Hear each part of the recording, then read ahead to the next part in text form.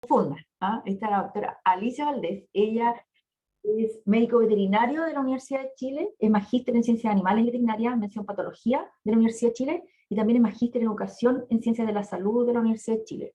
Ella trabaja aquí, es funcionaria de la Universidad de Chile, actualmente es directora de pregrado aquí en la facultad, en FABET, y bueno, forma parte del grupo de clínicos de la Universidad de Chile, y ella es especialista en gastroenterología. Así que ella, bueno, se ha desarrollado como gastroenteróloga hace muchos años y tiene su especialidad y sigue ejerciendo siempre la parte clínica en gastroenterología aquí en la facultad. Así que la dejamos entonces con todo su público, doctora Valdés. Muchas Alicia gracias, doctora Valdés, Muñoz. no se confunda. Sí, sí. No siempre me pasa eso de que tengamos coincidencia de apellido, así que está bien entonces, no hay problema. Ahí. Debemos tener algún parentesco con Marisol en alguna parte. Bueno, voy a partir entonces compartiendo pantalla para partir entonces con la clase. Hoy día nos corresponde entonces la clase de diarrea en gatitos, ¿ya? En este módulo. Más adelante los voy a ver en otras instancias con gato adulto, así que ya ahí vamos a seguir conversando. Bueno, en general no me complica que vayan participando, al contrario, este formato online muchas veces significa que no nos conocemos mucho, no siempre están las cámaras prendidas, así que no alcanzo a conocerlos a todos. Y si pueden abrir sus micrófonos y hacer alguna pregunta, se agradece porque al menos así sé que hay alguien escuchando y que surjan preguntas siempre es bueno, ¿ya? Si uno piensa a veces que la pregunta es muy simple, pero a todos nos sirven las preguntas, así que ojo con eso. Bueno, vamos a partir. Traté de armar entonces una clase que fuera bastante simple para entonces... ¿sí? ¿Me escuchan? Alguien tiene su micrófono prendido. ¿Me hicieron co-host? Ah, ya. Entonces puedo ir cerrando algunos micrófonos por si a alguien se le activó sin querer y así no nos complicamos. Perfecto. Ya. Entonces, vamos. En el caso de la diarrea en gatitos, a pesar de que, claro, yo veo gastroenterología, no tengo tantos pacientes gatos, tengo muchos más pacientes perros, pero sí, efectivamente, sin ir más lejos, la semana pasada tuvimos un caso de 2 gatitas de 5 meses que llegaron con diarrea crónica, ¿ya? Y ellas serían un buen ejemplo entonces para esta clase, porque muchas veces estas diarreas son bastante crónicas, bastante largas, ¿ya? Vamos a conversar un poco de eso. Como dice acá en esta lámina, la diarrea entonces a veces es más frecuente de lo que quisiéramos. Comúnmente, probablemente también le pasa a la doctora Antisevich, como me pasa a mí, los pacientes dermatológicos y los pacientes gastroenterológicos, cuando llegan inicialmente a consulta, van siendo abordados de forma general, pero muchas veces la cosa se va complicando y muchas veces los tratamientos sintomáticos iniciales no funcionan y van dando lugar a que el caso entonces se vaya cronificando. Y un poco la función que quiero darle a esta clase es tener un orden desde la semiología para que ustedes puedan ir escalando un poco este avance diagnóstico, ¿ya? A nivel nacional tenemos poca información epidemiológica, por así decirlo, de cuál es la real prevalencia de diarreas en gatitos. Y un poco atendiendo a la bibliografía que uno puede consultar internacional, en general es una casuística que debería ser bastante frecuente entonces a nivel de clínica. Después entonces de, como se menciona ahí, de los cuadros respiratorios altos a este nivel etario. En general, vamos a hablar que hay muchas causas de diarrea en gatitos. Tenemos situaciones asociadas a estrés, a intolerancia alimentaria, particularmente a intolerancia alimentaria derivada de la capacidad enzimática de digerir carbohidratos. Hay varios agentes virales que van a manifestarse clínicamente con diarrea, así como también diversos agentes parasitarios y bacterianos probablemente en menor proporción, ¿ya?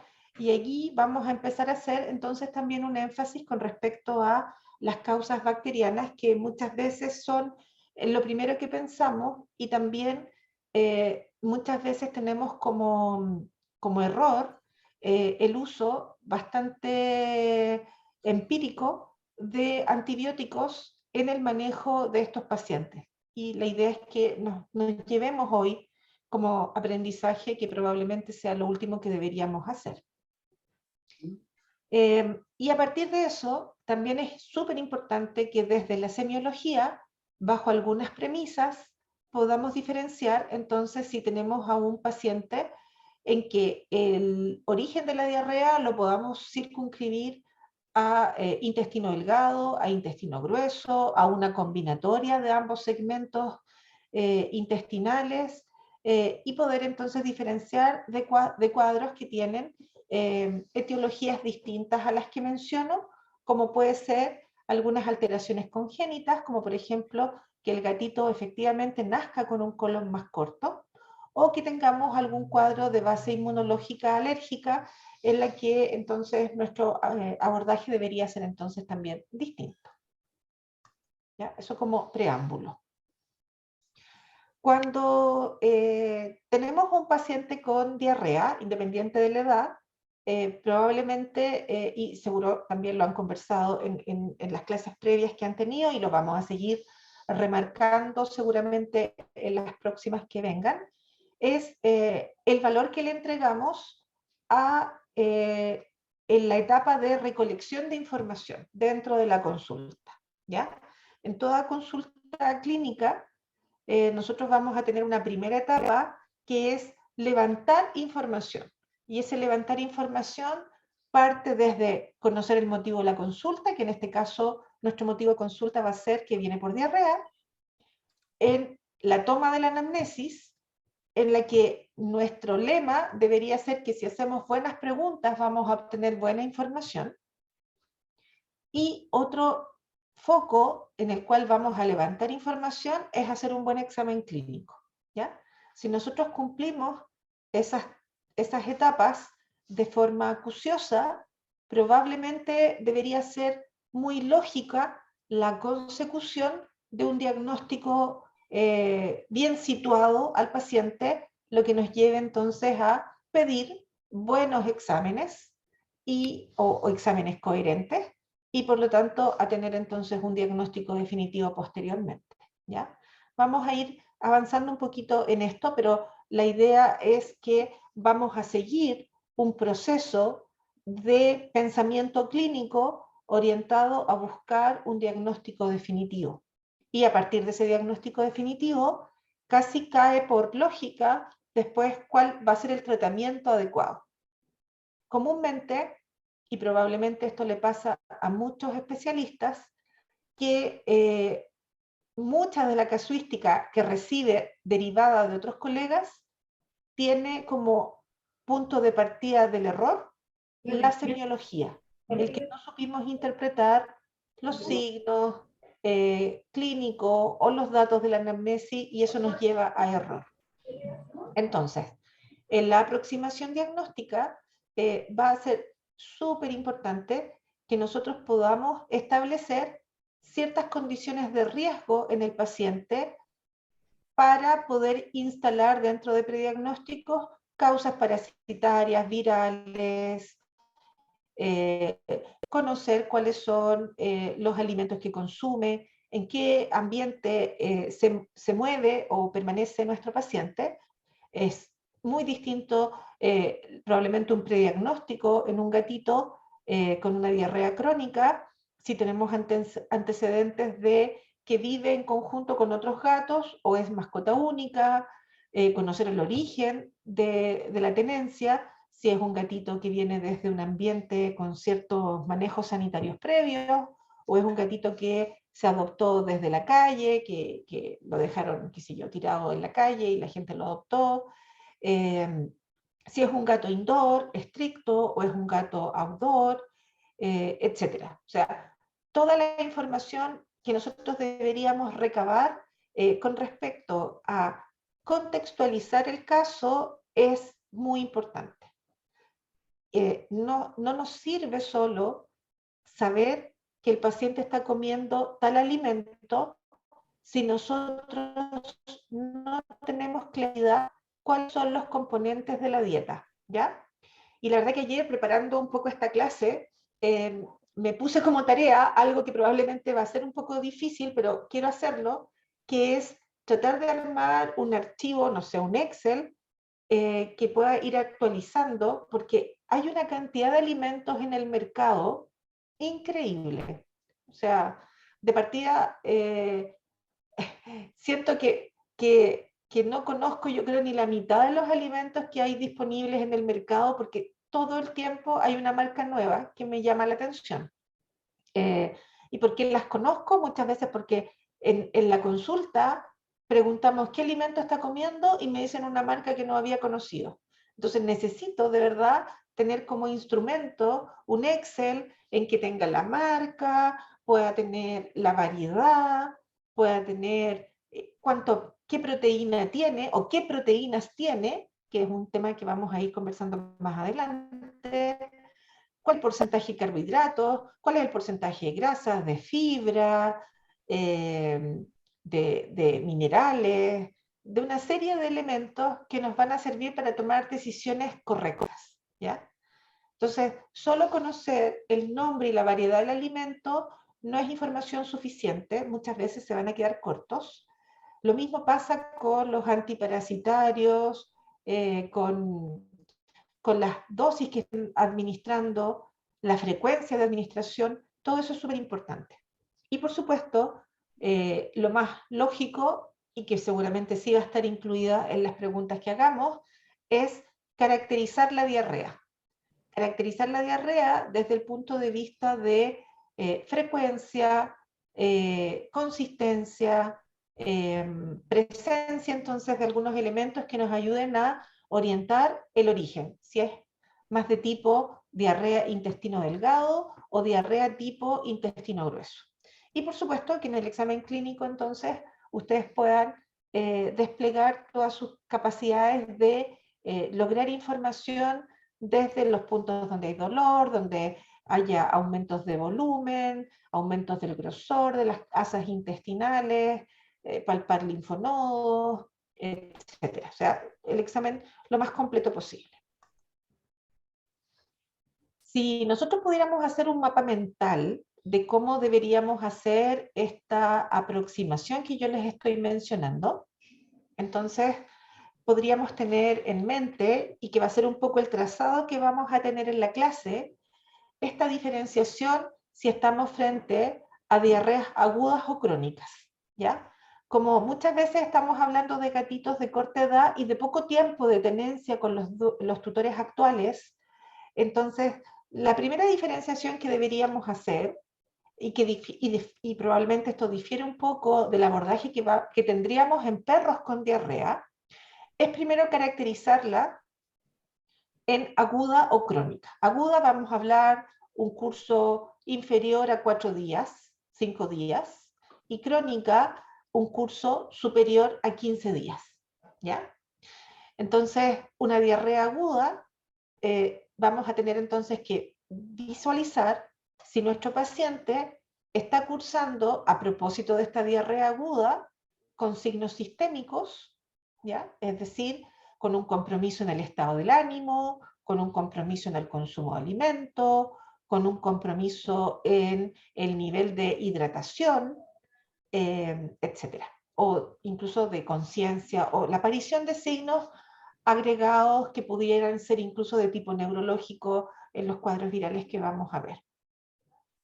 Y si hacemos esa diferenciación de que hay signos sistémicos en este paciente que le están dando una característica de un mayor compromiso o de una mayor gravedad del cuadro, probablemente nuestro escenario más probable sea que esto sea entonces viral y probablemente asociado a parvovirus, a una panleucopenia, ¿ya? Vamos a hablar en términos de las diarreas de origen bacteriano y por eso tiene unos signos de interrogación, porque la verdad es que la metodología diagnóstica que tenemos disponible en Chile en realidad se queda corta para poder dar un origen bacteriano como tal a los cuadros que habitualmente tenemos en consulta. Y en el caso de diarreas agudas, en las cuales no haya signología, no haya signología sistémica y predomine solo la signología gastrointestinal, entonces podríamos estar frente a casos bastante más simples, asociados a coronavirus, asociados a intolerancias alimentarias, que como yo les decía, no están relacionadas muchas veces con fenómenos inmunológicos, sino que vamos a hacer la definición, aquí le llamamos intolerancia alimentaria más adelante. ¿Ya? Por el contrario, frente a una diarrea crónica, en la que tenemos más de 15 días de curso, va a ser vital que a partir de la signología concomitante en nuestro paciente podamos hacer la diferenciación, ojalá, no siempre se puede, de situar el problema más en intestino delgado o en intestino grueso, atendiendo a las características de la diarrea y de la condición corporal del paciente. ¿Ya? Por lógica, cualquier patología que inflame intestino delgado va a significar alguna alteración en el fenómeno de absorción de nutrientes y eso debería verse manifestado en una disminución del peso de nuestro paciente o en una dificultad en crecer, en quedarse atrás. Si estamos con una camada de gatitos y uno está enfermo, vamos a ver algún retroceso en términos de su crecimiento. Y en el caso de que tengamos una diarrea situada netamente en intestino grueso, los fenómenos asociados a intestino grueso se van a caracterizar porque no haya un compromiso importante del peso y sí tengamos algunas características de frecuencia, que vamos a conversar después, o de presencia de moco, sangre fresca, que son más evidentes entonces en esta situación. ¿Ya? Así que aquí en este cuadro un poco tenemos este resumen del camino que vamos o deberíamos ir tomando en términos de aplicar este raciocinio clínico, lógico, a la información que empezamos a recabar en la anamnesis. Partamos entonces por las diarreas agudas con signos sistémicos, es decir, aquellos gatitos que llegan más comprometidos a la consulta con niveles importantes de deshidratación, eventualmente de una menor perfusión periférica, algún grado de hipotensión, y que obviamente van a significar un desafío mayor. ¿Ya? Acá estamos hablando de que nuestro agente causal, probablemente en la mayoría de los casos, esté relacionado entonces con el virus de la panleucopenia. En este caso estamos hablando de un virus desnudo, un parvovirus, como ustedes conocen, y que si hacemos la comparación con la parvovirosis canina, vamos a tener una signología bastante semejante. Es un virus que, como ustedes saben, al ser un virus desnudo, sin una cápsula o sin una capa externa lipídica, lo hace muy resistente a los desinfectantes y es un virus entonces que puede permanecer en el ambiente generando entonces una diseminación importante. En general, tenemos un nivel de mortalidad que puede ser bastante alto dependiendo de lo adecuado que sea el tratamiento de soporte en términos principalmente de perfusión sistémica, perfusión periférica, evitar traslocación bacteriana y obviamente que el paciente llegue a un nivel de compromiso sistémico tan importante como un shock séptico, en que obviamente vamos a necesitar cuidados intensivos. Y bueno, vamos viendo un poco con respecto a ello. En general, ustedes reconocen que este virus va a tener una entrada oronasal, es decir, se va a contaminar este gatito a partir de el contacto con heces, vómitos, digamos, distintos platos materiales que estén contaminados con vómitos o diarrea de otro gato infectado.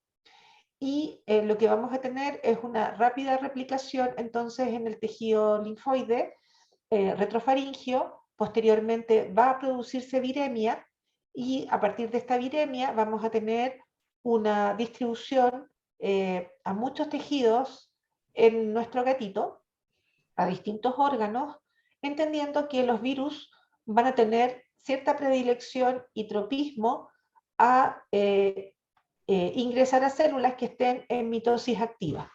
Por lo tanto, un área donde vamos a tener mayores manifestaciones clínicas está relacionada con que el virus va a ingresar a las vellosidades, perdón, a las células de las vellosidades intestinales. Vamos a tener entonces replicación de este virus en las células de las criptas intestinales y vamos a pasar rápidamente entonces de un fenómeno inflamatorio a nivel intestinal a un proceso exudativo, ¿ya? Acá estas imágenes de intestino hablan un poco de que en una primera fase el daño y el compromiso viral en intestino va a ser de tipo inflamatorio, lo que eventualmente se puede caracterizar por diarreas de tipo osmótico, es decir, diarreas en que hay un mayor contenido de sales y de agua, y por lo tanto habla de una etapa inicial, pero en la medida en que el cuadro se hace más severo, se van necrosando estas células del epitelio intestinal, particularmente a nivel de las criptas, vamos a tener un fenómeno inflamatorio más importante que finalmente termina siendo entonces exudativo. Eso significa que en la diarrea se va a perder proteínas plasmáticas producto de la ruptura del epitelio, va a haber salida de sangre que se va oxidando y digiriendo un poco en el camino y vamos a tener entonces eventualmente diarrea sanguinolenta. Esto que pasa acá también puede ocurrir en otros tejidos que están en replicación, particularmente médula ósea, a nivel de cerebelo, a nivel renal, pulmonar, cardíaco, en hembras preñadas puede producir abortos, etc. Entonces, tenemos compromisos que pueden ser bastante importantes y que van a dar también paso a signología que debería ser bastante característica entonces en estos pacientes. Entonces, la signología clínica que vamos a tener en ellos está relacionada con este cuadro viral que puede tener entonces a propósito de la viremia y de la signología asociada con vómitos, con diarrea, con deshidratación, complicaciones que lleven, como dije, al shock séptico.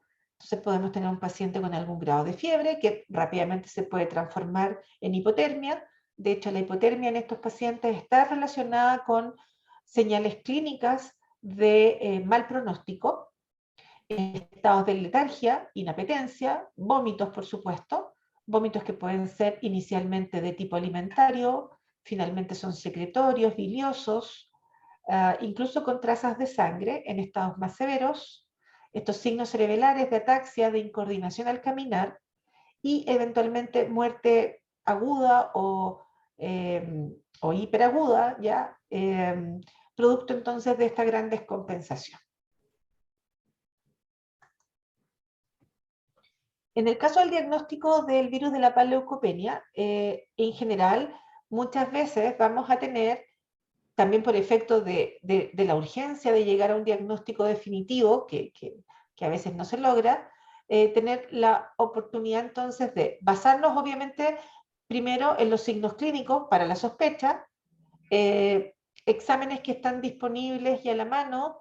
En el caso del hemograma probablemente vamos a buscar una manifestación de la replicación viral en médula ósea y eso va a significar la presentación de neutropenia y de linfopenia, porque como ustedes ya lo tienen ahí, estamos hablando de un virus de panleucopenia, es decir, todas las células de la serie blanca van a estar disminuidas en un conteo, y eso obviamente también explica la posibilidad de que tengamos compromisos de infecciones oportunistas asociadas.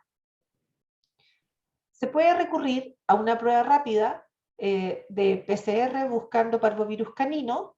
Se puede hacer una prueba con estos test rápidos con una tórula rectal, y obviamente si no, digamos, no se podría descartar si sale negativo. Y eso tiene que ver muchas veces con la cantidad del virus que se está eliminando al momento entonces del examen. Ya se podría repetir.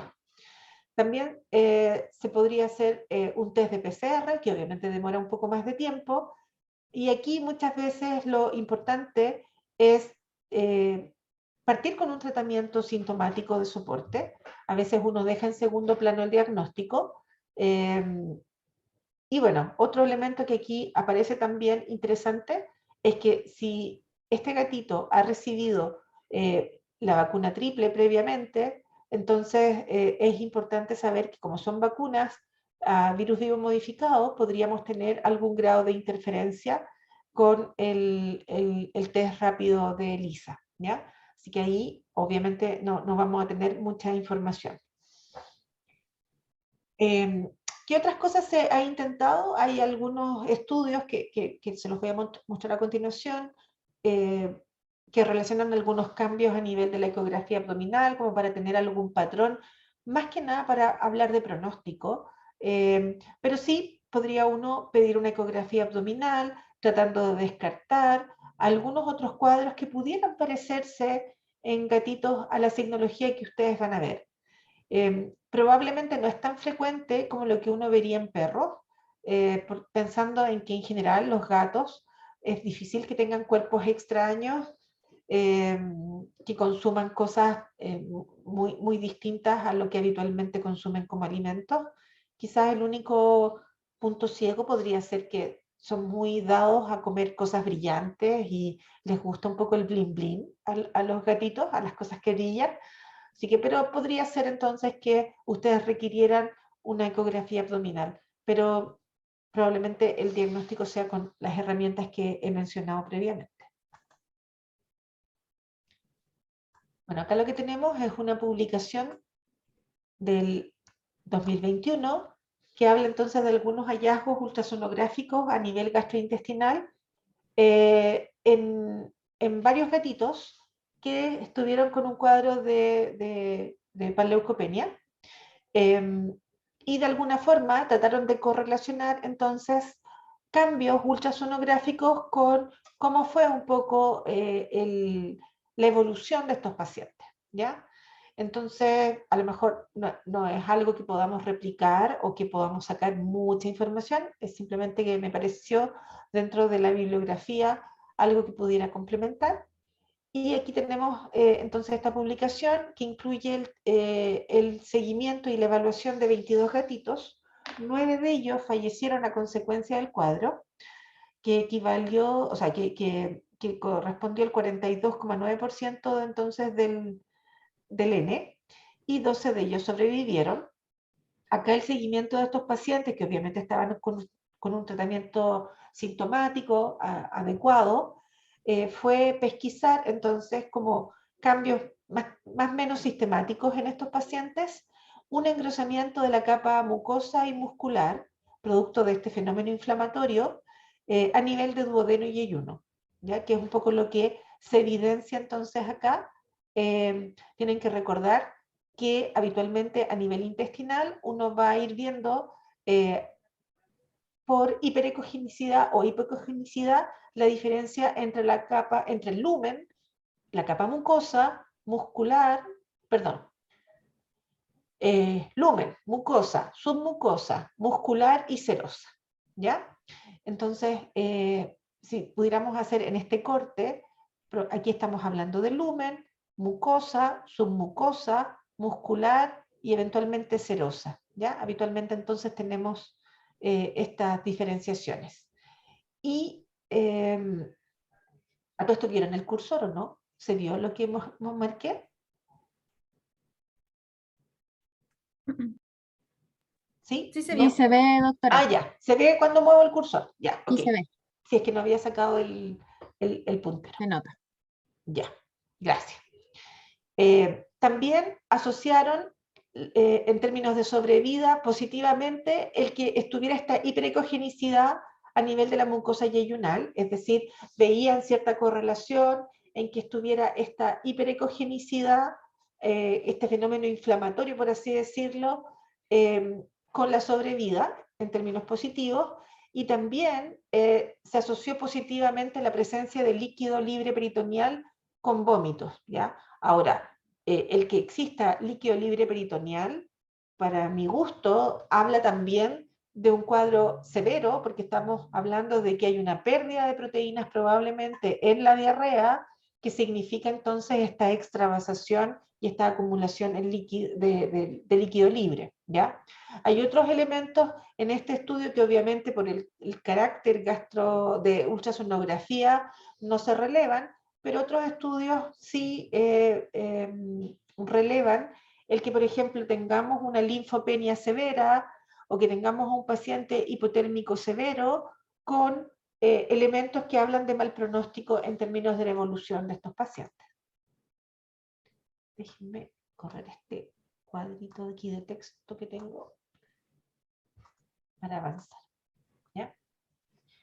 En términos generales, entonces, estamos hablando que el tratamiento de estos pacientes va a ser un tratamiento sintomático.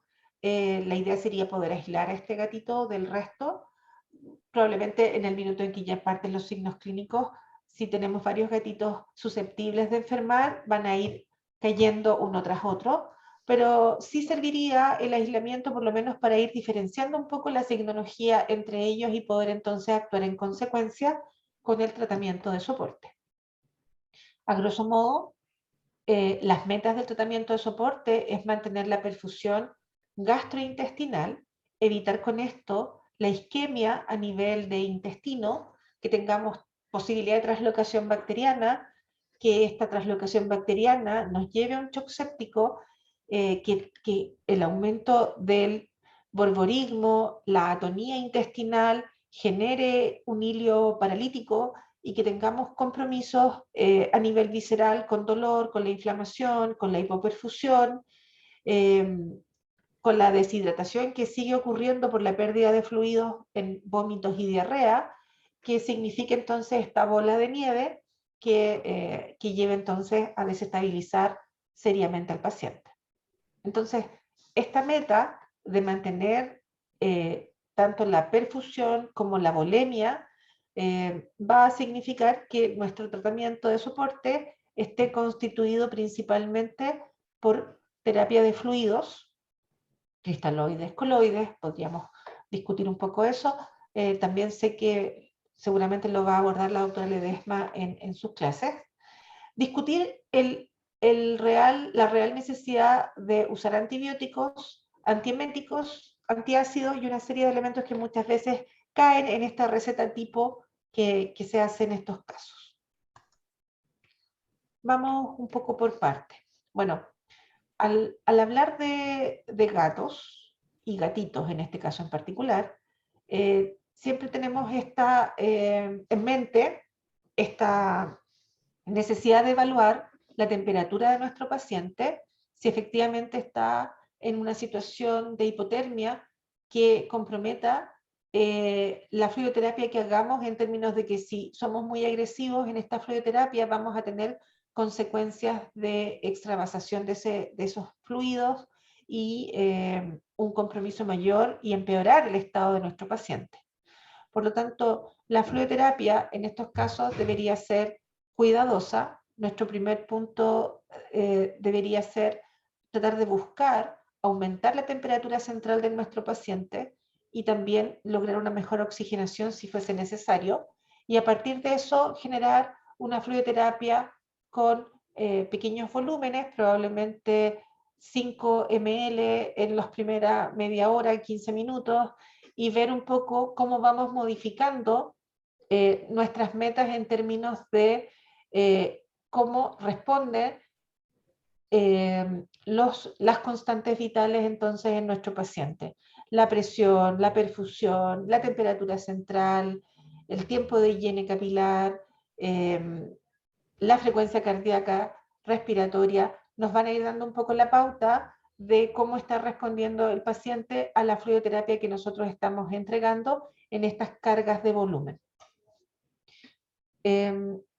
Otro elemento que habitualmente vamos a considerar para evitar la traslocación, sobre todo en estos pacientes que llegan muy comprometidos, hipotérmicos, con temperaturas, qué sé yo, por debajo de los 36 grados, con tiempos de higiene capilar muy prolongados o con diferencias importantes en el delta de temperatura.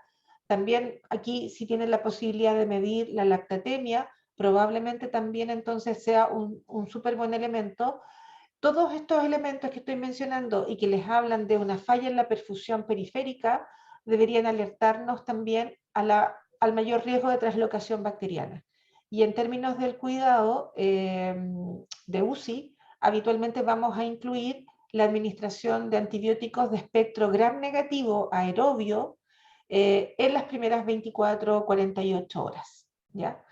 Y para eso necesitamos un antibiótico que tenga también una vía de administración endovenosa. Necesitamos que llegue rápidamente entonces a nivel sanguíneo para estar distribuyéndose, y para esos efectos entonces un buen antibiótico es la ampicilina, ¿ya? También podría cumplir los objetivos gentamicina, pero ahí obviamente en cualquier individuo y en particular en individuos de corta edad necesitamos asegurar que haya una buena perfusión renal para no generar un efecto colateral que sería entonces la toxicidad por aminoglicósidos a nivel de células renales. ¿Ya? Entonces, probablemente ampicilina sea una buena elección inicial. ¿Ya? Aquí siempre hacemos un poco el énfasis de que el uso de metronidazol está muy cuestionado. El metronidazol tiene un espectro hacia anaerobios que en general no es el foco de bacterias que va a estar aumentando su población en este nivel. Hay un sobreuso de metronidazol que no tiene ninguna base científica que avale esta inclusión en todas las recetas de pacientes gastrointestinales intra y extra hospital. ¿Ya? Si necesitamos controlar la sensación de náusea y la presentación de vómitos, podemos usar una aproximación en escalada. Podríamos usar metoclopramida, ondansetron, tratando de controlar el vómito a partir del manejo de zona gatillo o digamos, a nivel de lo que sería entonces esta zona gatillo del estímulo del vómito. Y porque ahí entonces podríamos ver si solamente con metoclopramida o ondansetron podemos controlar el vómito y definitivamente eso nos habla de que este es un cuadro leve moderado. Modificando eventualmente la administración de metoclopramida, no en bolos, o quizás la primera dosis en bolos, y después manteniendo una infusión constante durante el día. Sin embargo, si la metoclopramida o el ondansetron no son suficientes, podemos pasar a maropitán. Y el maropitán, claro, actúa sobre el centro del vómito, tiene también un efecto analgésico que se ha visto o que se ha reportado en algunos informes, que puede ser beneficioso. Sin embargo, en este tipo de pacientes en que vamos a tener probablemente un menor peristaltismo intestinal asociado a la mala perfusión y al cuadro inflamatorio per se, siempre va a ser bueno complementar el maropitán con la metoclopramida. No porque estemos recurriendo al efecto antiemético de la metoclopramida, sino que estamos recurriendo al efecto prokinético, ¿ya? Recuerden que lo peor que nos puede pasar en este tipo de pacientes es tener una menor peristalsis intestinal, tener con ello un acúmulo de gas o de contenidos a nivel intestinal que pueda generar distensión, dolor, mantención entonces de un cuadro de shock o también de un estímulo local mecánico para la presentación de vómito. el objetivo tanto de la fluidoterapia como de controlar los vómitos y mantener el peristaltismo intestinal es también tratar de empezar una alimentación temprana, precoz, a como dé lugar. Y obviamente, si tenemos a un paciente que tiene vómitos difíciles de manejar, nos limita en qué forma vamos a alimentarlo, particularmente si vamos a requerir el uso de sondas de alimentación. ¿Ya? Porque si, como está en esta fotografía, tenemos a un paciente con una sonda de alimentación nasoesofágica o nasogástrica que esté vomitando constantemente, puede significar que también vomite la sonda. Y eso lleva un riesgo per se. Bueno, dentro de las cosas que vamos a discutir también está el tema de usar analgésicos, en este caso analgésicos de tipo visceral. Como parte del tratamiento se podría incluir también la transfusión de plasma o sangre en pacientes que decae mucho, peligrosamente, la albuminemia. Y bueno, la alimentación enteral temprana con o sin adición de probióticos puede ser entonces también un buen elemento a considerar dentro del tratamiento inicial. ¿Ya? Veo que hay una preguntita, me parece. Karin dice, buenos días doctora, el antibiótico metronidazol no es recomendado. No es un antibiótico recomendado. Primero por el espectro que les decía que tiene, nosotros necesitamos controlar la población de gram negativos. Y por otro lado, hay algunas publicaciones que incluso indican que cuando nosotros eliminamos las bacterias anaerobias, generamos mayor disponibilidad, por así decirlo, a esta translocación. Entonces, el combate de las anaerobias en este caso no es el adecuado. Independiente de que lo que estoy mencionando es que vamos a usar antibióticos solamente en la etapa inicial en la que nosotros sospechamos o a través de la signología clínica del paciente estamos teniendo fenómenos isquémicos o de mala perfusión a nivel periférico, y en ese nivel periférico incluimos tracto digestivo, ¿ya?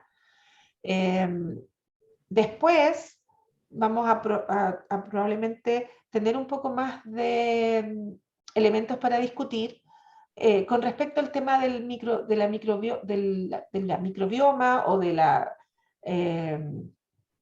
población bacteriana normal que tenemos en intestino, que todavía está en estudio, que sigue siendo motivo de muchas investigaciones, porque históricamente hemos tenido un abuso del uso de antibióticos, asumiendo cosas que en realidad la evidencia científica nos dice lo contrario ahora.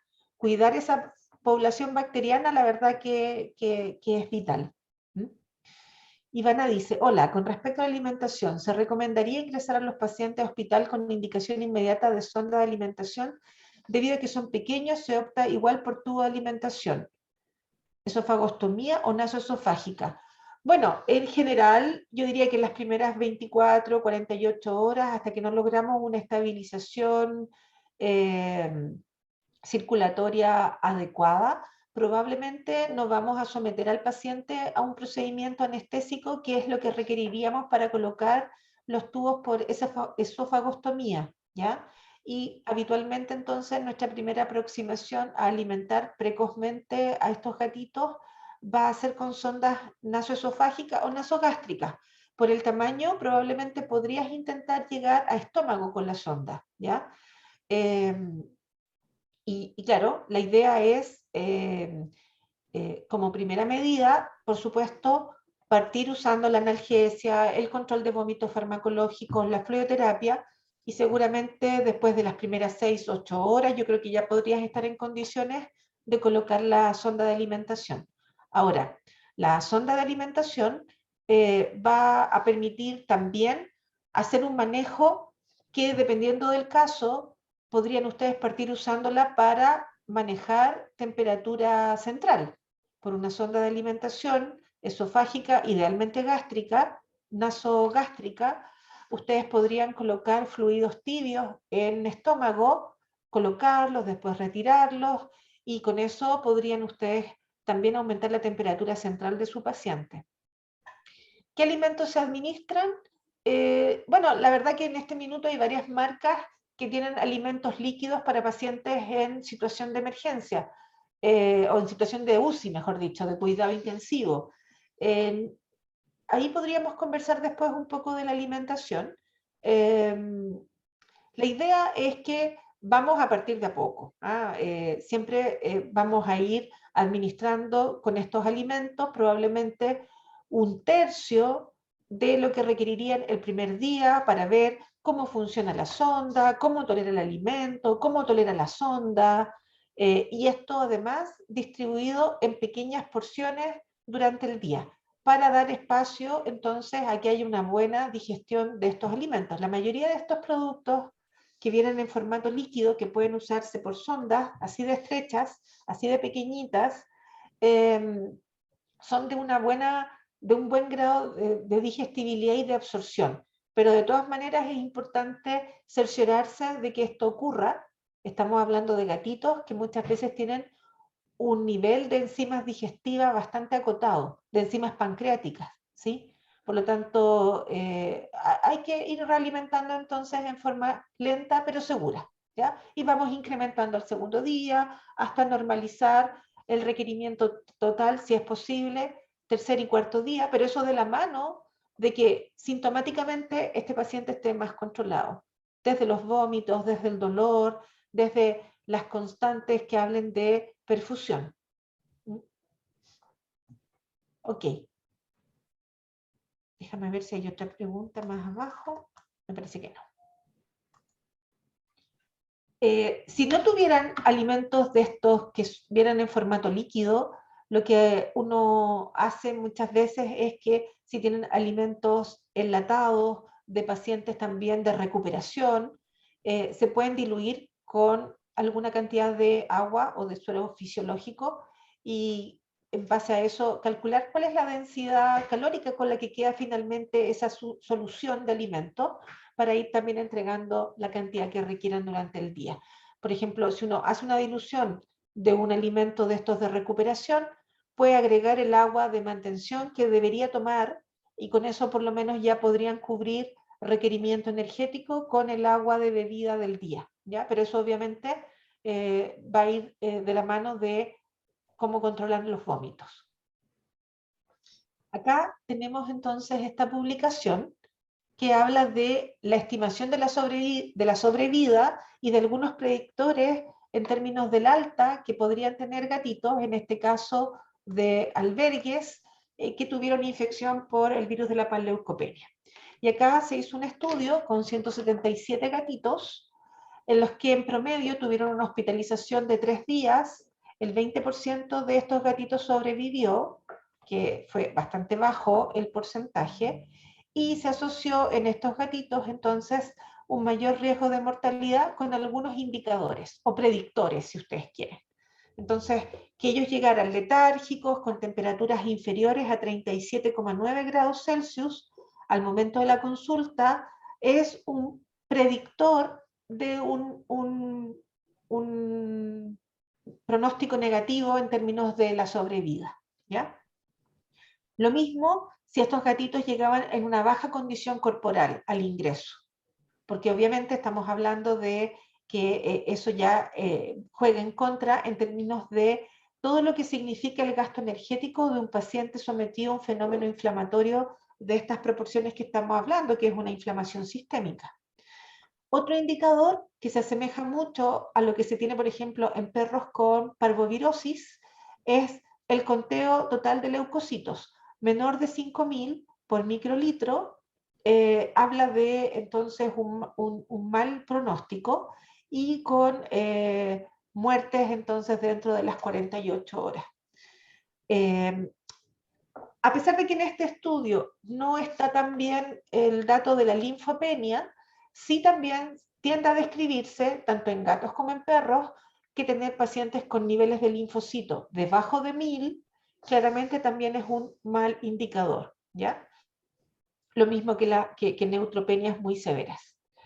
La hipoglicemia, la hipoalbuminemia, también quizás son súper lógicos, pero acá entonces se comprobó que el mayor riesgo de mortalidad entonces estaba asociado en estos pacientes. Así que también ir midiendo con algún medidor rápido, con estas tiras reactivas, la glicemia, por ejemplo, en el paciente, también puede ser entonces un predictor de esta viabilidad del paciente.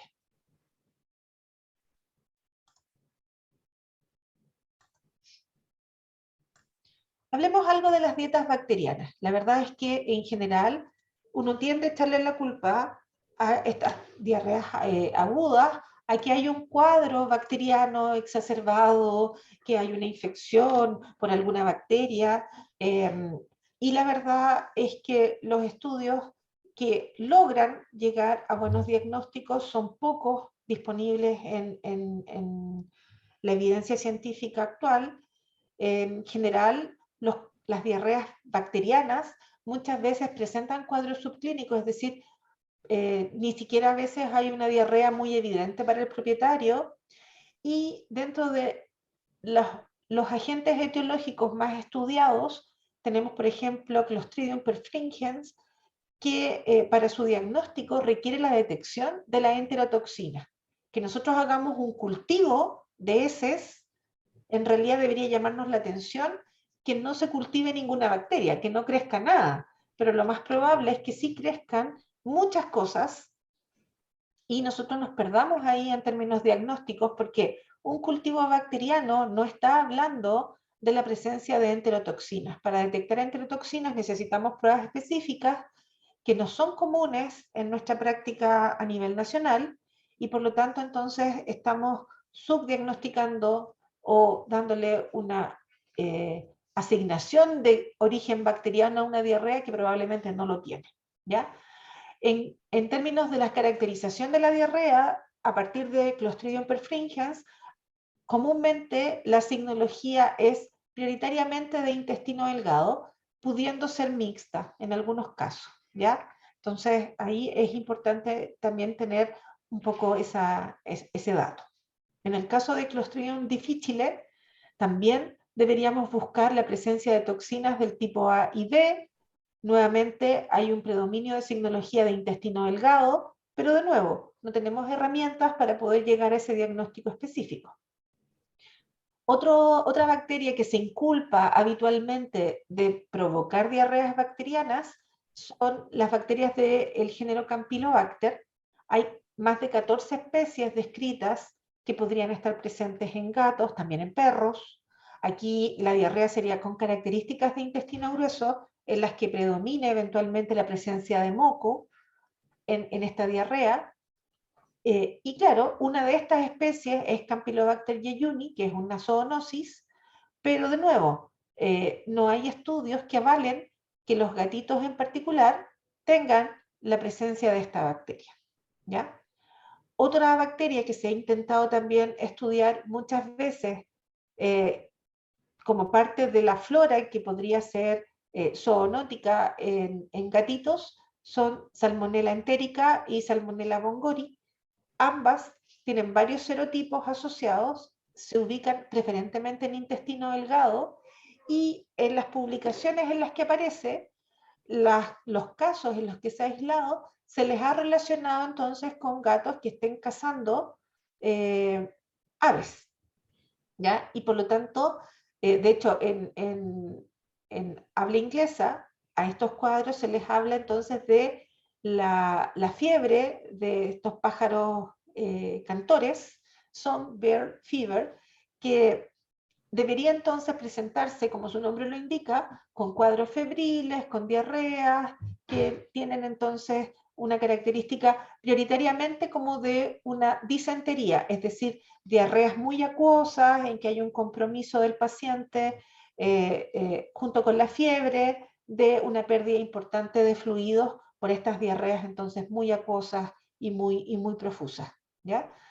Pero, de nuevo, nos falta estudios serios a nivel nacional que hablen entonces de si tenemos o no prevalencia y presencia de estos cuadros. Ahora, ¿qué elementos podrían gatillar que nosotros tengamos o que estén reapareciendo cuadros relacionados con salmonela?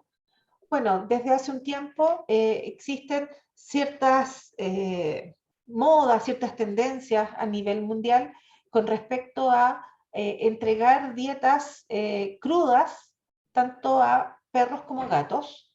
Estas dietas BARF particularmente, o dietas crudas, como ustedes quieran llamarlo en forma genérica, se han ido popularizando en todos los países, y junto con esa popularización también han aparecido una serie de publicaciones relacionadas con los riesgos asociados al consumo de alimentos crudos en perros y en gatos, ¿ya?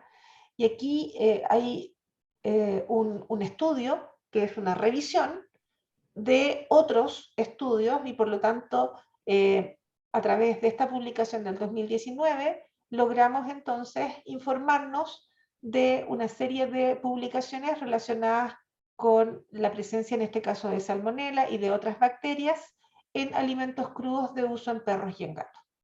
Ahí se habla, por ejemplo, que en Estados Unidos, al momento de ese estudio, en el 2019, había publicaciones que hablaban que entre un 7 y un 21% de los alimentos que se comercializan tenían presencia de salmonela. En Holanda, un estudio detectó que el 20% de las muestras de los alimentos comerciales tenía salmonela.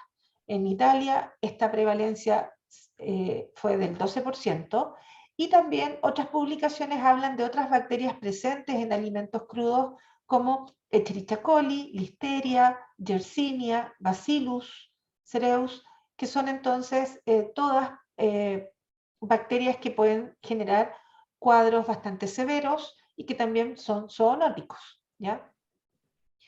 Y lo peor de todo es que en muchos de estos estudios se vio que las bacterias presentes tenían patrones de resistencia.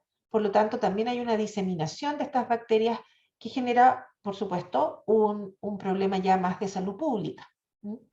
Entonces, en general, creo que estas dietas comerciales, que son de productos crudos, deberían entonces estar en el foco de más estudios, particularmente en Chile, para ver entonces su real utilidad, ¿ya?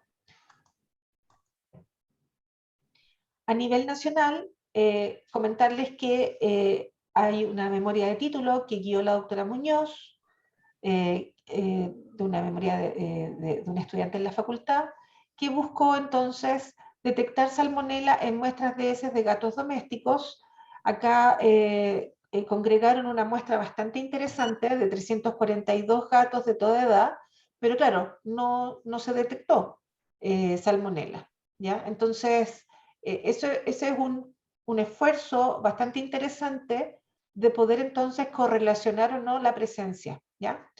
Acá abajo tenemos también un estudio que intentó buscar la prevalencia de organismos patógenos, o sea, potencialmente patógenos a nivel intestinal en gatitos sanos al momento de la vacunación en el Reino Unido. Y este estudio analizó muestras de 57 gatitos, y tampoco entonces pudieron detectar presencia de enterobacterias que fueran entonces riesgosas. Y eso entonces también habla un poco de que los riesgos asociados de que muchas veces se culpa a los gatitos de estas enfermedades zoonóticas, bueno, probablemente van a tener otro origen. Y por lo tanto, también nos lleva a pensar que la administración de antibióticos en forma empírica como parte del tratamiento de diarreas agudas tampoco tiene una fundamentación.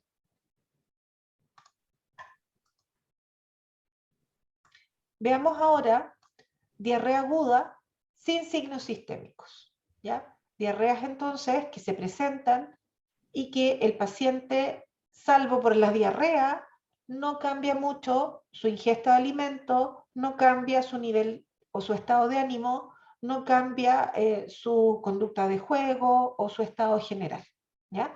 Comúnmente en ese escenario vamos a pensar entonces en que si estamos frente a un cuadro viral, pudiéramos estar frente a un cuadro de coronavirus intestinal, ¿ya? No PIF, por supuesto, que habitualmente entonces da un cuadro leve o subclínico el coronavirus es un virus que no tiene diseminación sistémica, en este caso es un virus que se queda en el tracto digestivo y por lo tanto no va a generar un daño tan importante como sí lo genera la panleucopenia. ¿Ya? A diferencia de la panleucopenia, coronavirus no afecta las células de las criptas intestinales, sino que afecta las células de los ápices intestinales, por lo tanto la severidad es menor y eso también se evidencia entonces en los cuadros.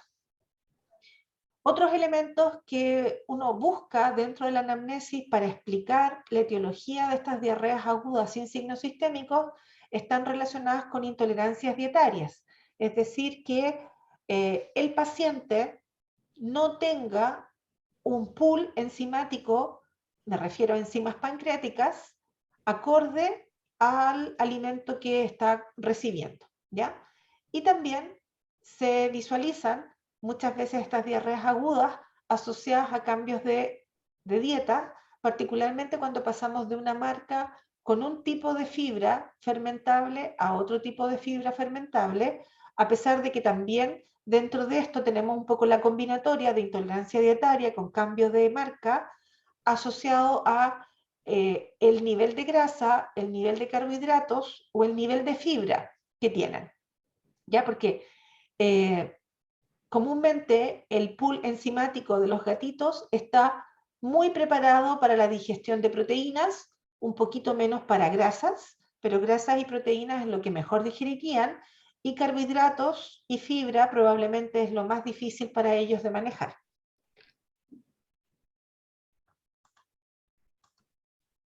En términos de intolerancia alimentaria, nosotros estamos definiendo, vamos a definir y vamos a poner en común que el significado de intolerancia alimentaria no es una respuesta inmunológica, no es una alergia alimentaria.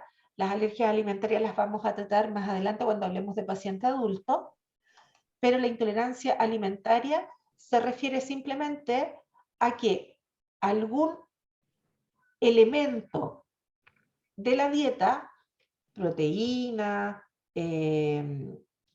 grasa, carbohidrato, colorante, preservante, antioxidante o cualquier otra cosa, genera alguna respuesta de tipo inflamatorio asociado a una reacción metabólica, idiosincrática o incluso llámese intoxicación alimentaria porque viene con algún grado de contaminación. ¿Ya? Habitualmente entonces vamos a hablar de intolerancia a carbohidratos en los gatitos. Lo que se ha visto en distintas publicaciones es que tienen un retraso en la producción de lactasas, de enzimas que, ¿cómo se llama?, puedan hacerse cargo de algunas proteínas específicas y de carbohidratos. Entonces, la caseína, la sucrosa, maltosa, fructosa, que puedan estar presentes en, lactosa. Pues, lactosa, caseína, sucrosa, maltosa, fructosa, azúcares en general, pueden generar entonces esta intolerancia alimentaria, producto de que no tenemos sacarasas, no tenemos enzimas que vayan a digerir estos carbohidratos. Y eso significa que estas moléculas pasan hacia intestino delgado, avanzan por intestino delgado, con un equivalente osmótico de agua rodeando estas moléculas que no pudieron ser digeridas y por lo tanto no pueden ser absorbidas, y estas moléculas entonces pasan por intestino rodeadas de agua y generan entonces el cuadro clínico de diarrea, de heces blandas o de heces más acuosas. En general, los cuadros de intolerancia ceden fácilmente si yo quito estos alimentos de la dieta, ¿ya? Obviamente, pudiera haber algunas situaciones en que producto de esto genere alguna disbiosis bacteriana y hay algunas bacterias que aprovechando estos azúcares van a multiplicarse en exceso, generen otros elementos que sean proinflamatorios y se mantenga un poco el cuadro, ¿ya? pero en estricto rigor, cuando estamos hablando de intolerancia alimentaria, estamos hablando de elementos presentes en la dieta que el individuo no es capaz de digerir apropiadamente, no es capaz de absorberlos, por lo tanto, y ellos generan un cambio bioquímico, por así decirlo, en el material fecal, producto de que están rodeados de agua. Lo mismo puede ocurrir en dietas ricas en fibra, especialmente fibras no fermentables, y a eso me refiero con principalmente afrechos de distinto tipo, avena, distintos granos, pero no porque sea un cuadro alérgico, ¿ah? Estoy haciendo la diferenciación, que acá lo que vamos a tener muchas veces entonces es que tengamos esta fibra no fermentable que puede estimular entonces alguna disbiosis nuevamente. Y es porque, claro, ellos no, en general los gatos no se benefician excesivamente de mucha fibra porque tampoco tienen una flora bacteriana a nivel de intestino grueso, no tienen un ciego ahí como preparado para esta fermentación.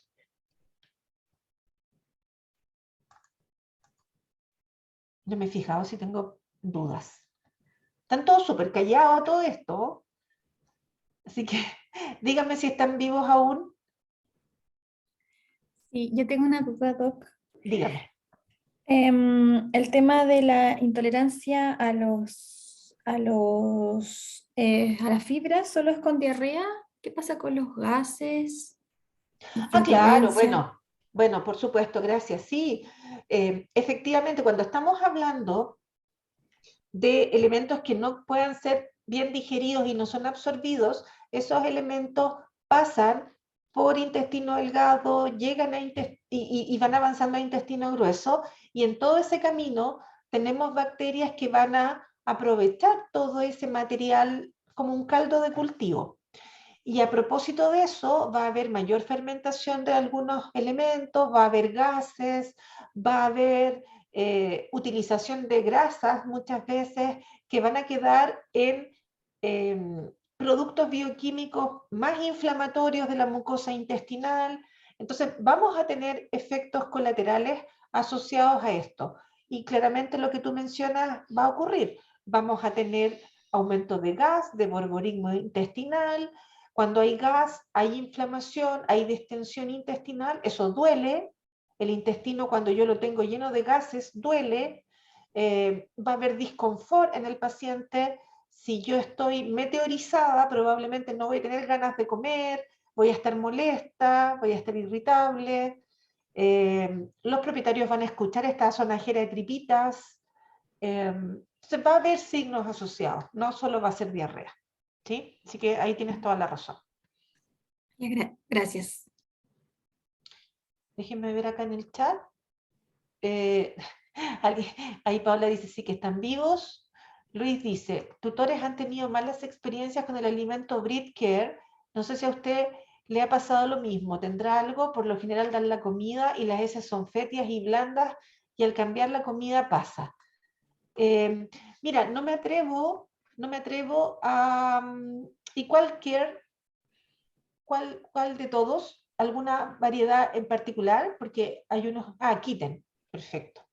Mira, en mi casuística general, yo no veo muchos pacientes sanos, veo pacientes enfermos y probablemente de larga data, entonces tengo poca perspectiva de alimentos, por así decirlo, para gato o perro sano o normal.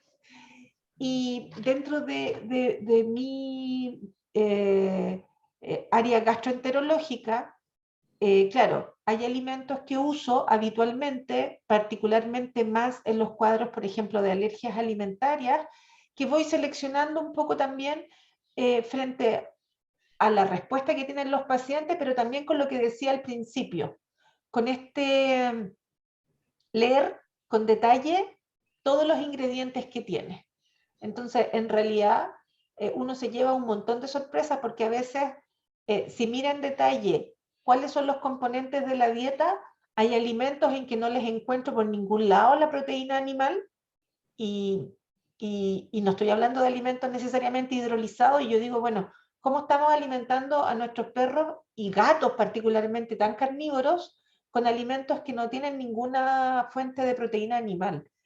O no tenemos un análisis crítico de muchos de los ingredientes que están ahí. Entonces, por eso les hacía el comentario de que tengo que hacer ese trabajo, no lo he hecho, de hacer un análisis más en profundidad de los alimentos que estamos recomendando. ¿Ya? No me atrevo a, a satanizar una marca en particular. Puede que no sea un problema de la fórmula del alimento que tú mencionas, puede que sea esta todavía inmadurez enzimática pancreática que va mejorando con el tiempo, ¿ya? Entonces puede ser esa una situación. Necesitamos más herramientas para poder objetivizar lo que estoy diciendo. Pero frente a esta situación que tú hablas de que hay heces fétidas, que cambiando el alimento mejora el paciente, bueno, habría que ver a qué alimento lo cambiaste y mejoró y cuál es la diferencia o las diferencias más sustanciales con el alimento inicial, para que de alguna forma puedas ir sacando alguna conclusión más objetiva. Se modificó la cantidad de carbohidratos con el segundo alimento que funcionó, modificaste la cantidad de grasa. Eso creo que es interesante, que vayamos viendo un poco ese ejercicio en nuestras decisiones. Valeria, levantaste la mano. Sí, Doc, ¿hay algo, no sé si usted, cómo está más entendida en el tema, de alguna correlación de los gatitos que se fueron criados a mano, no tomaron leche materna con algún problema digestivo posterior, de digestión, absorción, no sé? Bueno, mira, así por un poco pensando en voz alta, claramente cuando tú hablas de un paciente que fue alimentado desde el nacimiento con sustitutos lácteos, vamos a tener una baja en términos de la inmunidad pasiva que le habría entregado la madre con el calostro y todo, digamos, los elementos que tratan de mantener un sistema inmunológico sano. Uno podría hacer una apuesta de que probablemente esos pacientes a la larga van a tener problemas de tipo inmunitario y de poder defenderse frente a distintos virus o agentes infecciosos, sobre todo en la etapa de gatito, ¿ya? Hasta que no tengan una inmunidad activa que tú vas a estimular con las vacunas, por ejemplo. Pero en términos nutricionales, o mejor dicho, de la fisiología digestiva, sí lo que uno tiene claro es que el tracto digestivo se comporta en términos inmunológicos como una barrera. Mientras la mucosa gastrointestinal está sana, va a mantener a raya el contacto del sistema inmunológico de ese individuo con elementos que sean inmunogénicos que esté comiendo. Literalmente yo siempre digo, nosotros podemos comer sapos y culebras o, mejor dicho, proteínas distintas a nuestro pool proteico genético y no entramos en un estado de rechazo, por así decirlo, a lo que comemos porque se produce un mecanismo de digestión que parte desde la boca, en la saliva, sigue en el estómago con los ácidos y termina en el intestino con el uso y la acción de las sales biliares y las enzimas pancreáticas. Y eso significa que nosotros llevamos a unidades elementales básicas a las proteínas, a los carbohidratos, a las grasas y a todos los elementos para que sean absorbidos y posteriormente utilizados por el paciente. Si tú tienes a un gato que tuvo un cuadro viral o un parasitismo que inflamó intestino y que abre una brecha del contacto de esos elementos que estoy hablando que están en la dieta y de bacterias en intestino esas proteínas pueden ser reconocidas o esas estructuras pueden ser reconocidas por el sistema inmunológico y generar una respuesta de reactividad, de alergia, de considerar esos elementos como nocivos. El sistema inmunológico va a generar una respuesta de protección. Y ahí tenemos cuadros que es la génesis un poco de las alergias de tipo digestivo. Eso es lo que te podría decir en términos de esta diferenciación de que consuman o no consuman sustitutos lácteos. Lo veo más por ese lado. En términos de nutricionales, bueno, habría que ver qué tanto ese sustituto lácteo que tú estás usando se parece a la constitución real de la leche gatuna, ¿ah? A la leche materna. Y ahí, por ahí podrían venir eventualmente algún desequilibrio, si tiene más grasa, más carbohidrato, ¿ya? Claro. Gracias, Doc. A ti, Valeria. Ok. Entonces, vamos a ver ahora las diarreas crónicas en gatitos, ¿ya? Y en este caso vamos a, de acuerdo al trazado original que teníamos, hacer esta diferenciación entre diarreas de tipo intestino delgado y diarreas de tipo intestino grueso. Cuando hablo de tipo intestino delgado, sin querer queriendo, voy a meter en este saco esta inmadurez pancreática en la producción también de enzimas que puedan digerir particularmente, como mencioné, carbohidratos. ¿Ya?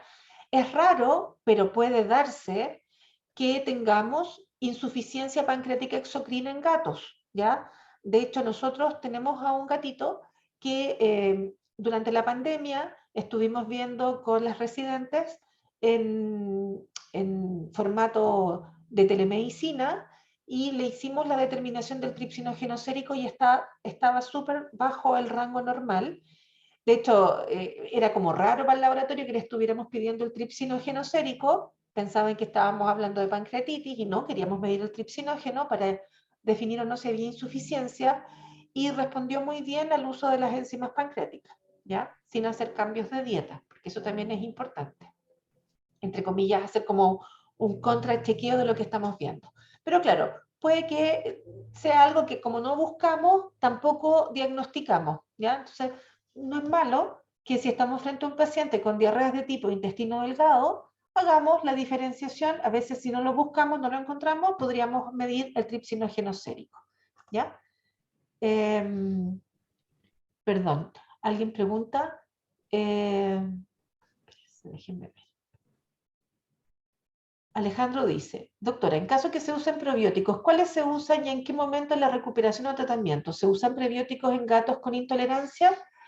Yo en general no uso muchos probióticos, ¿ya? Probióticos. En general creo que también, así como hablaba que a todos le ponemos metronidazol, voy a insistir en que en todos los pacientes les damos famotidina y a todos los pacientes les damos probióticos, ¿ya? O le damos antiácido a todos los pacientes cuando les dan antibióticos, ¿sí? Hay hartas como compulsiones que tenemos de juntar ciertas cosas. Entonces, yo desde mi ejercicio profesional voy a transparentar que en general mi aproximación terapéutica es cuando no tengo un diagnóstico definitivo y estoy en esta aproximación de ver un poco con métodos menos invasivos cuál es el diagnóstico, voy a ir haciendo un cambio. Entonces, por ejemplo, estábamos hablando recién de hacer un cambio de dieta. Bueno, vamos a hacer un cambio de dieta. Pero yo, si hago ese cambio de dieta, no le voy a agregar probióticos, no le voy a agregar otras cosas, porque no voy a saber cuál de todas las cosas funcionaron. En general, yo voy a usar probióticos si es que he tenido un tratamiento prolongado con antibióticos en ese paciente por alguna razón que muchas veces no es digestiva. Una enfermedad respiratoria, una enfermedad de otro tipo que requiere el uso de antibióticos por tiempos prolongados, yo convendría en que podríamos usar probióticos. Sin embargo, en general, las dietas comerciales tienen fibra, y esa fibra fermentable es un buen prebiótico, es decir, estimula que se mantenga en condiciones adecuadas la flora, ¿ya? Entonces, no soy muy amiga de usar probióticos. Sí me ayudo más de la fibra que entregan los alimentos, y la fibra buena es la fibra fermentable. Estamos hablando de inulina, de psyllium, de derivados de la chicoria, ese tipo de cosas, ¿ya? Fructooligosacáridos, esos son los tipos de fibra útil. Después abajo me pregunta Sebastián, en el caso de analgésicos viscerales, ¿cuál es su favorito? Pucha, yo hago poco manejo hospitalario en general. De lo que yo he visto en el último tiempo, que obviamente se usa bastante, está el metamisol como un buen analgésico visceral. Y claro, en la facultad tenemos la posibilidad, que no tiene todo el mundo, de usar analgésicos de tipo opioide, o de usar analgesias en casos más severos, pensemos en una pancreatitis, en usar analgesias multimodales. Entonces, dependiendo del cuadro, probablemente uno va a partir con un metamisol, y dependiendo de si el cuadro de dolor es más severo, vamos a ir agregando otros elementos. Pero claro, por ahí más o menos podría ser mi respuesta. Ok. Entonces, vámonos a la diarrea de tipo intestino delgado. Al igual como en los perros, las diarreas de tipo de intestino delgado, les decía, incluyen un poco este espectro de compromiso pancreático en términos de funcionalidad, en términos de producción de enzimas pancreáticas, así que hago esa transparencia en el sentido de incluirlo. Y aquí deberíamos enfocarnos en términos fisiopatológicos a entender que cuando tenemos un fenómeno que compromete intestino delgado, y vamos a hablar de una enteritis, una inflamación que va a tener distintos orígenes, las enteritis, entonces la inflamación de intestino delgado dice relación más con fenómenos de atonía o de disminución del peristaltismo, más que lo contrario. Por lo tanto, entendiendo eso en términos fisiopatológicos, debería hacernos mucho sentido que este paciente mantenga una frecuencia de defecación normal. ¿Y qué es normal? Bueno, va a depender mucho de si es más gatito, más jovencito, va a haber muchas defecaciones asociadas al reflejo enterogástrico, que es que cada vez que come va a tener estímulos para defecar, ¿ya? Y que eso es súper modificable en términos conductuales y con la edad, en que ya después el paciente no come y defeca al tiro, sino que se va adaptando un poco a en qué contexto está, y logra entonces controlar las defecaciones en forma natural, y va a defecar 2 o 3 veces al día habitualmente, ¿ya? Eso también nos pasa a nosotros, les pasa a los perros, el que las guaguitas y los cachorros de perros van a comer y defecar, porque es como el reflejo natural de que come algo y va entonces a estimular el vaciamiento de intestino para dar espacio al alimento que viene, ¿ya? Entonces, en diarreas tipo intestino delgado vamos a tener un rango de defecación normal. ¿Qué color tenga el excremento? La verdad que no interesa mucho en términos generales, de si es más verde, más amarillo, más café. No puedo conectar esa gama de colores café y verdoso a alguna patología en particular, así que en términos de la anamnesis no me sirve mucho eso. Sí me sirve el diferenciar o no si hay elementos que me orienten a ubicar la diarrea más de intestino grueso o una combinatoria de intestino delgado y grueso. ¿Qué elementos son muy visibles para los tutores? El moco o esta gelatina que aparece a veces en el excremento, y la sangre fresca, que la sangre roja, estrías, gotas o mucha sangre, siempre va a ser muy angustiante para los tutores. Y esos dos elementos, el moco y la sangre fresca, obviamente nos orientan a intestino grueso. Por lo tanto, cuando yo pregunto desde la anamnesis si hay moco o sangre presente en el excremento, no es que yo esté buscando que esto sea de intestino delgado, sino que estoy haciendo el descarte del intestino grueso o no. ¿Ya? ¿Por qué es más peligrosa la diarrea de intestino delgado? Porque está afectando el lugar donde se produce la absorción de los nutrientes y porque también acá se pueden producir pérdidas de líquido bastante importantes en los fenómenos inflamatorios porque hay una salida activa de sodio desde las células intestinales al lumen intestinal y vamos a perder mucho líquido y muchos electrolitos. Entonces, en un gatito vamos a tener que su porcentaje de agua corporal es mucho mayor que un gato adulto y por lo tanto cualquier fenómeno que lleve pronto a una deshidratación severa va a significar un riesgo vital.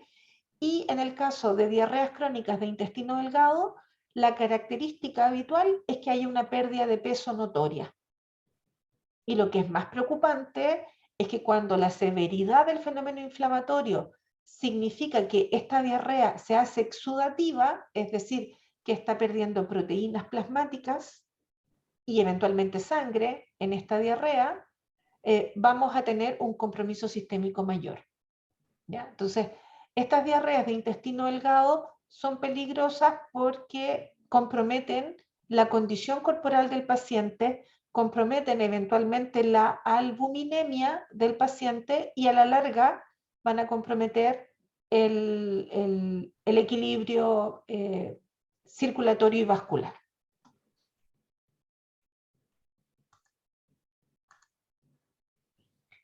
Si estamos en el escenario de diarreas de tipo intestino delgado, vamos a tener dentro de las posibles causas para gatitos, ¿sí? Parasitismos.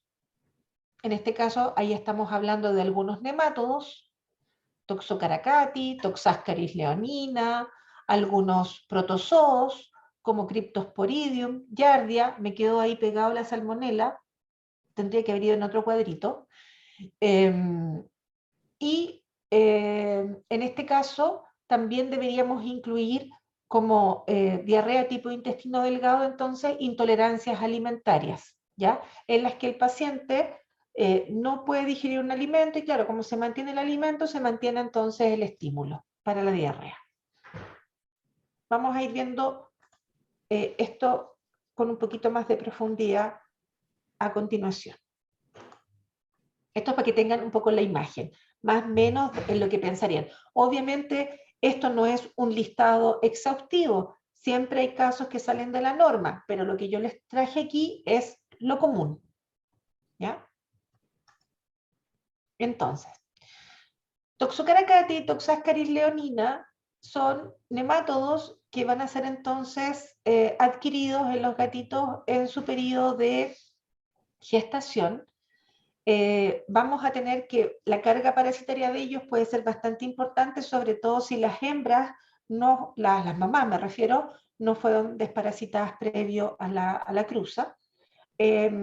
Comúnmente entonces vamos a tener una mayor cantidad de pacientes debajo de los 6 meses de edad. Es común que los tutores y uno siempre esté administrando algún antiparasitario